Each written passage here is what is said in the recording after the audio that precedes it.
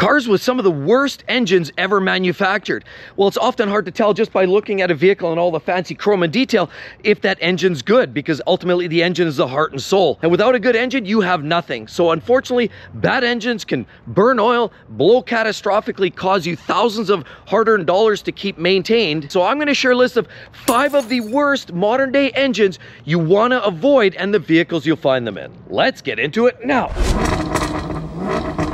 Life's too short to drive boring cars.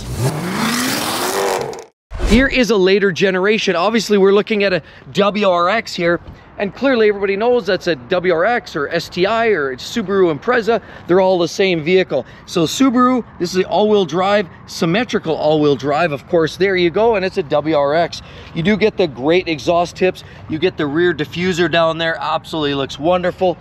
And it's a great looking car. This also comes in the rally blue. That's why a lot of young buyers love driving these vehicles. Get the amazing all-wheel drive systems. You can get a manual, automatic. Now, unfortunately, a lot of them are CVTs, which takes a lot of the fun out of it. But a lot of these have attracted the younger buyer, which is part of the problem. But generally, if you go back to the late 90s, the EJ25 is one of the worst engines you could possibly imagine. These engines were a 4-cylinder, 2.5-liter flat 4 pancake engine, almost like a Porsche 911, but with 4 cylinders only. They laid flat and horizontally opposed. Unfortunately, those earlier generation EJ engines from back in the late 90s often came with a lot of the Foresters and Imprezas, WRXs, and they were extremely problematic. Head gaskets would blow, they weren't getting proper cooling, and as well as oiling wasn't there adequately either. The oil passages were too small, and often you got oil starvation. Engine problems with oil consumption, rod bearings, catastrophic engine failures often meant those early generation EJ 2.5-liter 4-cylinder engines just never lasted. But even the latest generation, we're now talking about even a slightly improved 2.5-liter turbocharged 4-cylinder engine in these latest generations. But even a lot of these WRX like this or the STIs came with their own series of issues. PCVs, oil consumption with these engines as well. It also meant potential engine detonation, which took out the ring lands, broken piston rings, and often meant catastrophic engine failures. Now, a lot of that was a result of a lot of young buyers heavily modifying these vehicles, putting more boost to the engine. Even the latest and greatest 2.5-liter flat 4-cylinder turbo engines are fragile. They're not built for longevity. And while some buyers love this rally blue, they love this intake, obviously for the intercooler, for the turbocharged engine. They love these racy wheels, and of course this beautiful little vent right here, WRX. All of the badging a lot of these buyers love. They also love sunroofs, manual gearboxes, and it just has a very youthful and performance-oriented profile. The reliability isn't that great. Even with the proper maintenance, care, and attention, the engine's not built for a ton of miles. Between coolant leaks, oil leaks underneath, rebuilt or replaced engine, head gaskets, there's no shortage of issues with any of the 2.5-liter flat 4-cylinder engine in the Subaru lineup. Another very problematic engine that you're finding in GMC Chevy vehicles, like we're looking at right here. Clearly, we have a problem vehicle, and the engine in question is a very problematic one. It's a small 4-cylinder engine, turbocharged, and yes, it's put into a vehicle like this. Yeah, you get alloy wheels. This is the Cruise, and of course it's built by Chevy LT, like Longtail. JK. Anyway, you do get a sunroof in some models, and it has a nice blingy looking interior. But I rented one of these a few years ago, Las Vegas, and when I opened the door opened and dropped about half an inch. It felt loose, squeaky, rattly. Obviously, lots of cheap plastics like this all over the place, basic style of detail like that. But who cares about that, other than the 6-speed automatic transmission, which is known to fail over and over and over again. The big issue we're talking about is the engine under the hood of these vehicles. The Chevy Cruise, like we're looking at here, has some of the worst engines of all time. And we're looking at a 1.4-liter LUV turbocharged 4-cylinder engine. That's right, one of their worst engines absolutely ever. Yes, coolant leaks, coolant mixing, blown head gaskets. You can expect a lot of problems there, and as well detonation to the point where it's like taking a ball-peen hammer and hammering the top of the piston, and then it blows a hole, and then you basically have oil puking out the back, check engine light, and pulling over roadside because the engine just catastrophically failed.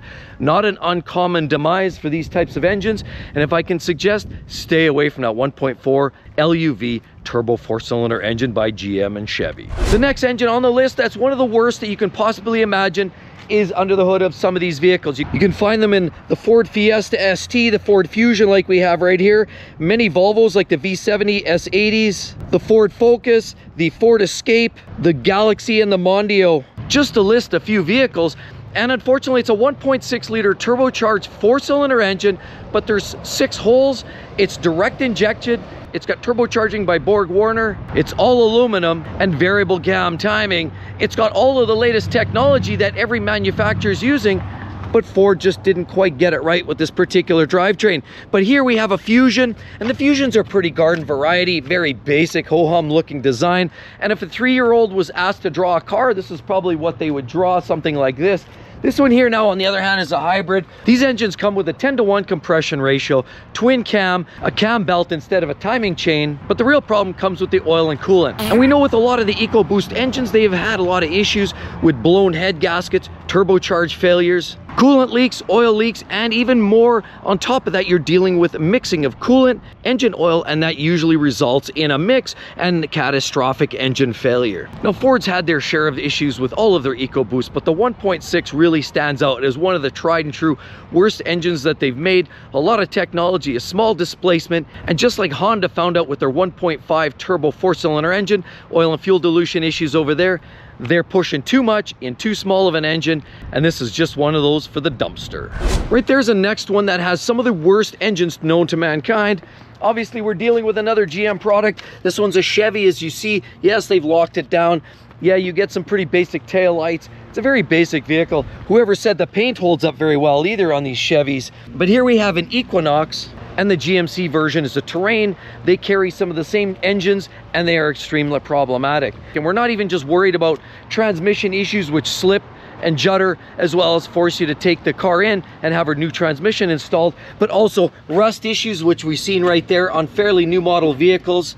Very basic looking components like this, and a very ho-hum design. Makes a person wonder why they ever bought a vehicle like this in the first place, because the engine under the hood that's extremely problematic, and one that you need to avoid like the plague, is the 2.4 liter i4 inline 4-cylinder Ecotec engine. Because if you weren't dealing with heavy oil consumption issues to the tune of 800-900 miles to a quart of oil, in other words, they sort of feels like they adopted the oil burning technology from Audi and Volkswagen, but in fact GM and Chevy are trying to patent their own version of the oil burning technology, and they do it with this 2.4 liter Ecotec engine, as well as the timing chains, which are the chains which coordinate the pistons and the valves and allow the timing and the coordination and synchronization of the valves to get the airflow in with the fuel and to get the exhaust out, all in perfect flow. Unfortunately, those timing chains, you're constantly in a state of, hey, what was that rattle? Why did it rattle on that startup? Why did it make that noise? Why is there some clunking under the front end of that engine? A lot of people are often scratching their heads wondering, what was that? Well, often if you're hearing that noise on the front of the engine, rattling, clunking, sounds like you're pulling chains through a metal garbage can, often those sensations or those sounds are related to timing chains. And if you leave that too long, it could be a catastrophic boom. Yes, that's right, the timing chains are known to go, and if they go out of sync, you basically have piston, valves, connection, and it's all over but the crying. The 2.4 liter Ecotec by GM Chevy, forget about it. Here's another vehicle manufacturer that has spawned a pile of issues. 1.4 million catastrophic engine failures pretty much waiting to happen. And unfortunately, Hyundai and Kia carry that particular engine. People were looking for vehicles with new technology. Of course, great looking design themes, fun and fresh styling that a lot of the other manufacturers weren't offering up. They gave all the functionality that a lot of other brands were doing, but at a fraction of the price. You get all-wheel drive, interior technology, and great looks. But it came at a cost. 2.4 liter 4-cylinder engine under the hood called the Theta 2 engines that you were finding in many different models. And the vast majority of models within their lineup in the last 10 or 12 years have potential failures where the engine under the hood could be driving along for 20 or 30,000 miles and then boom, or could be driving for 80,000 miles and then boom, and they could be driving for 120,000 miles and boom. You get the gist. It was unpredictable. Nobody knew. And ultimately what it could could result in was a check engine light on the dashboard, a little bit of engine knock under the hood, a little bit of smelling smoke, fire, and even at times a catastrophic roadside burn down, which resulted in many vehicles lost, people injured, and even worse. Sadly, the Theta and Theta 2 engines with direct injection, turbocharging, variable valve timing were just some of the technology involved in these engines that weren't built to last the lifetime. And I personally know somebody who unfortunately as well had a catastrophic engine fail, developed an engine knock, and had to take it back to the dealer, but it was just outside of that extended warranty that Kia and Hyundai added to offer up free engine replacements if you followed the regime of frequent inspections, checks, and if you miss some of that criteria, you're SOL. And with all of that said, you're probably going to want to understand where some of the best engines are found. Right there is my list. Hope to see each and every one of you on the next one. We'll see you all real soon. Bye-bye.